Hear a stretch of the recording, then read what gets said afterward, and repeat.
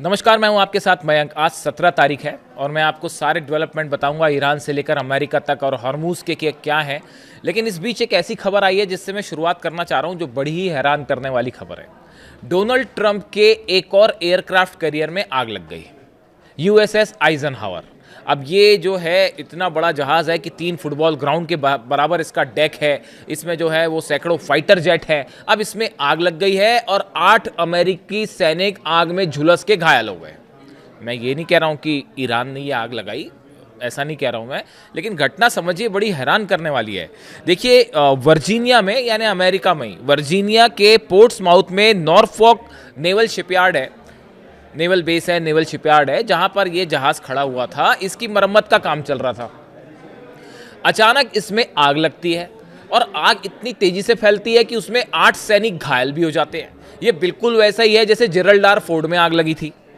समझ रहे हैं आप? अब आग लगती है और उसमें 8 सैनिक झुलस भी जाते हैं और अफरा तफरी मच जाती है। बड़ी मुश्किल से सैनिकों को वहां से हटाया गया, फिर आग पर काबू किया गया।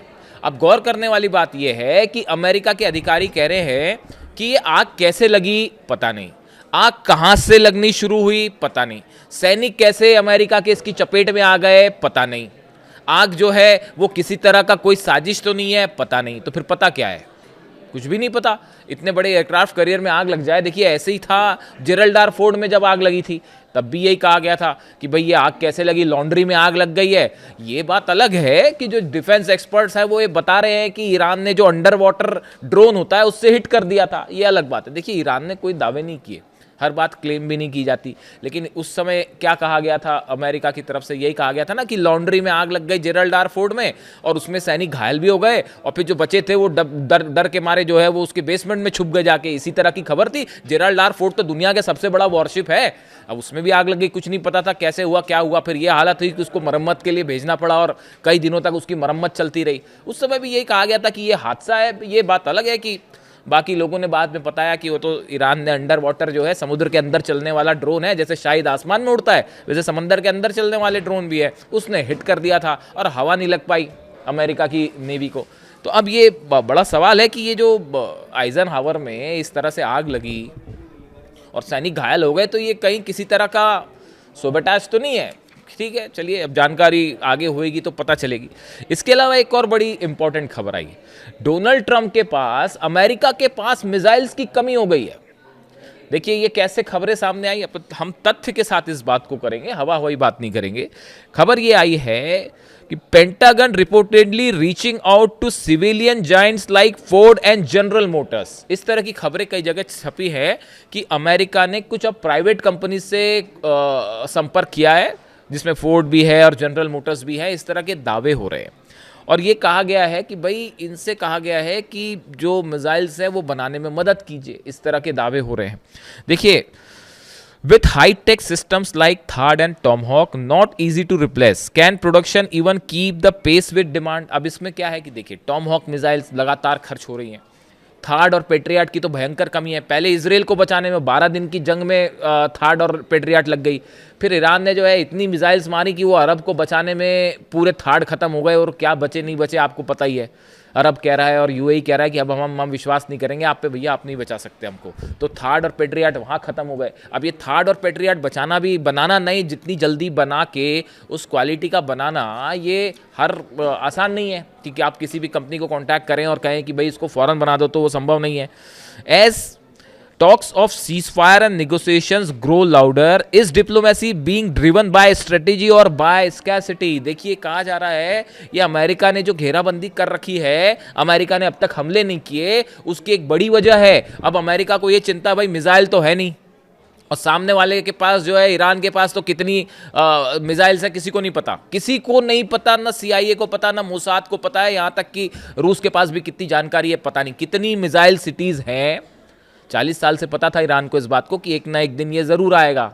तो ईरान की जो सेना है और अली खामेनी साहब का विजन था, उनको पता था कि जो है लंबी जंग चलेगी, मिसाइल्स प्रोडक्शन तैयार रखना है। अब वो नई खबर आ गई है कि ईरान ने अपनी नई मिसाइल सिटीज़ के मुंह खोल दिए हैं और कई जगह से जो है वो धड़ल्ले से मिसाइल और लॉन्चर जो अंदर रखे हुए थे वो बाहर आने शुरू हो गए और वो रिप्लेसमेंट कर दिए गए। वो बड़ी जंग की तैयारी में ईरान, ये क्यों हुआ, क्या हुआ? और आज जुमा है, मैं आपको बताता हूँ, खबरें इस तरह की हैं डिफेंस सर्कल में कि जुमे पर ईरान पर बड़े हमले की ग्राउंड ऑपरेशन की प्लानिंग थी, लेकिन पुतिन ने ट्रंप का ये प्लान फेल कर दिया। वो कैसे, मैं आपको बताऊंगा। अब देखिए, ये जो मिसाइल वाली बात है, अभी कहा जा रहा है कि ये एक नया टर्म सामने आ गया है कि साहब हम जो है वो इकोनॉमिक फ्यूरी, एक नया टर्म सामने आ गया है कि अब वो जंग वाली बात नहीं है, अब हम इकोनॉमिक तरीके से ईरान को नुकसान पहुंचाएंगे और घेर के खड़े हो जाएंगे और जहाज नहीं निकलने देंगे। अरे यार, 40 साल से आपने सैंक्शंस लगा रखे हैं, क्या कोई कुछ बिगाड़ पाया? फ्रांस, जर्मनी, इंग्लैंड, हालांकि अब ये सब खड़े हो गए ईरान के साथ आके। सिर्फ डोनाल्ड ट्रंप अकेले बच्चे हैं, उनके साथ उनका कोई हमले में साथ देने को राजी नहीं है। जंग के पहले देखिए क्या हालात थे, ईरान अकेला था, स्नैपबैक सैंक्शंस यूरोपीय देशों ने ही लगाए थे ना, तरह तरह के जो है समझौते तोड़े जा रहे थे और वो लग रहे थे। आज पूरी दुनिया ईरान के साथ खड़ी हो गई, आके डोनाल्ड ट्रंप अकेले पड़ गए, कोई उनके युद्ध में, जंग में हाथ नहीं डालना चाह रहा। और मिसाइल्स की कमी अलग है, तो इसीलिए कहा जा रहा है कि ये जो हॉर्मूज घेर के खड़े होने की बात और ईरान के ऑयल को रोकने की बात, ये इसलिए है क्योंकि जंग के लिए मिसाइल्स नहीं बची। दूसरी चीज, अब आप देखिए जो हेजगेट है, उनका नया बयान आया कल अमेरिका के रक्षा मंत्री का कि हम लॉक्ड एंड लोडेड है। ये वही कहा था जो डोनाल्ड ट्रंप ने कहा, वही जो डोनाल्ड ट्रंप कह रहे हैं वही हेजगेट कह रहे हैं। जब तक चाहेंगे हम हॉर्मूज को बंद रखेंगे, ये बात कह रहे हैं हेजगेट कि हम जो है लंबे समय के लिए हॉर्मूज, ऐसा करने की हालत में अमेरिका है नहीं। वो चीन के जहाज रुके हुए हैं, चीन अभी थोड़ा शांति से देख रहा है इसको। अगर ज़्यादा दिन तक आपने ये हॉर्मूज को, वो होएगा ही नहीं, रख ही नहीं सकते डोनाल्ड ट्रंप बंद। एनर्जी ठिकाने हम तबाह कर देंगे, हेजगेट कह रहे हैं कि ईरान के एनर्जी ठिकाने तबाह कर देंगे, तबाह कर देंगे। बड़े दिन से सुन रहे हैं हम ये बात, मतलब 1 महीना हो गया है सुनते सुनते, और मैं बड़े गौर से देख रहा हूँ इस बात को कि कब अमेरिका ऐसी कोई कोशिश करता है। और इकोनॉमिक फ्यूरी का उन्होंने कहा है कि इकोनॉमिक फ्यूरी, नया ऑपरेशन शुरू हो गया है, इकोनॉमिक फ्यूरी, यानी ईरान को घेर के उसकी अर्थव्यवस्था कमज़ोर करो। अब इस बीच जो है एक बड़ी अहम खबर आई है। खबर ये आई है कि आसिम मुनीर जो है जाते हैं ईरान के सब लीडर्स से बात हुई। जो अंदर खबरें हैं डिप्लोमेटिक सर्कल में कि आसिम मुनीर ने डोनाल्ड ट्रंप के सारे प्रस्ताव ईरान के सामने रख दिए। किसी भी प्रस्ताव के लिए ईरान तैयार नहीं हो। मैं आपको पहले ही कह चुका हूं, जो ईरान की जो सेना है, अहमद वाइदी साहब कह रहे हैं, भैया अगर यूरेनियम हमको देना होता तो हम जंग के पहले दे देते ना। भाई यूरेनियम पर मामला फंसा है, जंग किस लिए हो रही है? ईरान के यूरेनियम के लिए। हालांकि तेल पे भी नज़र है ट्रंप की, वो तो सबको पता ही है, दुनिया जानती है कि पूरे मिडिल ईस्ट में, अमेरिका छोड़ के मिडिल ईस्ट में आना, 4 देशों पे हमला करना, ये तेल का लालच है और कुछ नहीं है। बच्चा भी समझता है इस बात को। और वो तो अरब और ईरान के बीच में अगर संबंध अच्छे होते, जैसे अली खामेनी साहब ने कहा, तो हिम्मत नहीं थी अमेरिका की यहाँ कदम रखने की।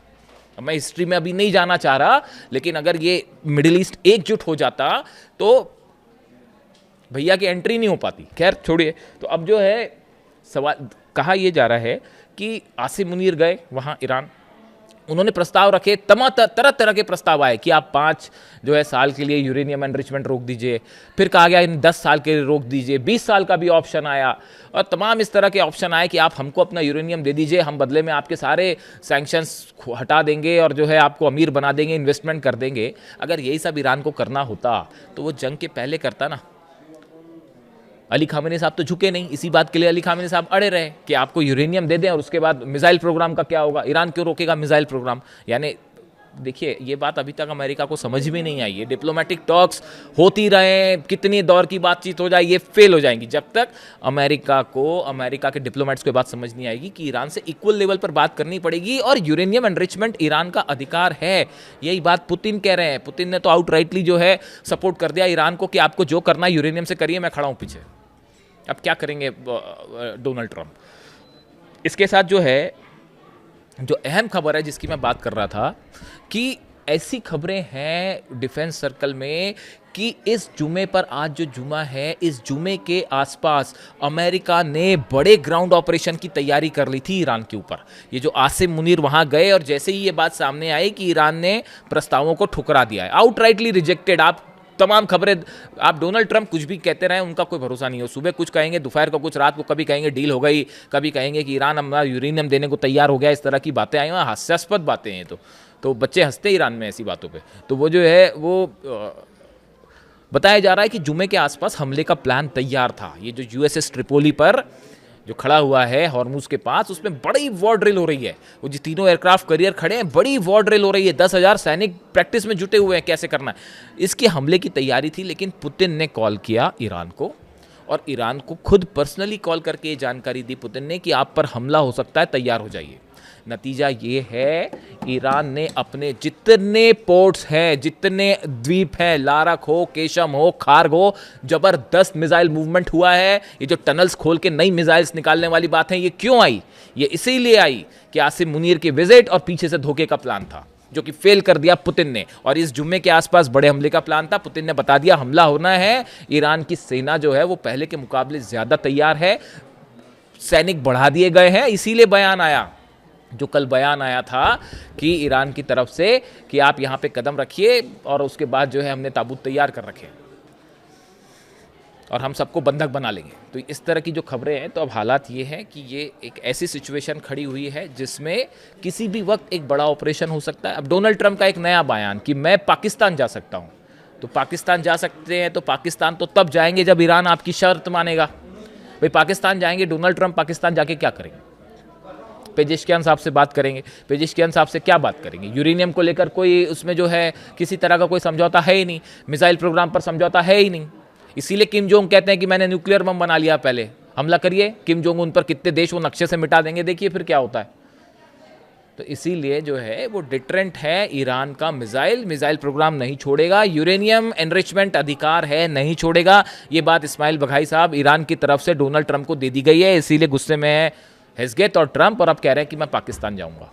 Pakistan to seal the deal yourself? I would go to Pakistan, yeah. Pakistan has been great. They've been so good. Islamabad, I might go.